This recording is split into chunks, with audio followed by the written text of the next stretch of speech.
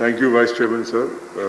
There's nothing to object about this bill. In fact, we all should support it because it has a limited objective to overcome the current crisis which we are all facing globally and in our country. But the larger issue will be that there will be some amendments required in future because of the experience in the last couple of years, what we have acquired. And I think we need to go for major amendments as we move forward.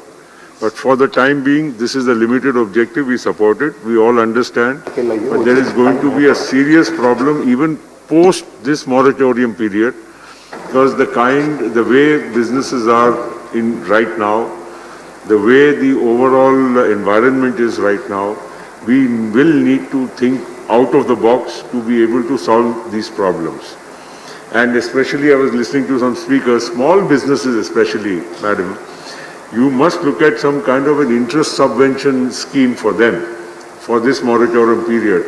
Matters going on in the Supreme Court, that's a different issue. But if the government decides to support some industries, at least by way of interest subvention, I think it will also go a long way to support some of the businesses which will otherwise be struggling to get on their feet, even post-COVID. Your colleague and Minister of Civil Aviation is also sitting behind. I'm sure he will agree to some extent that the travel industry, the tourism and the airline industry will be suffering will bleed very heavily, and they will be very difficult to, for many airlines to come back to shape or to be continuing as ongoing businesses.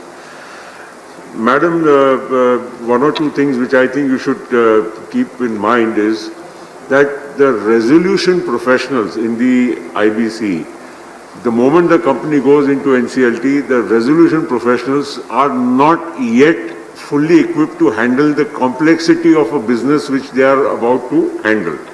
And that is one of the reasons where you find also a lot of cases of corruption also brewing within the system where the resolution professionals collude with the erstwhile management of those companies.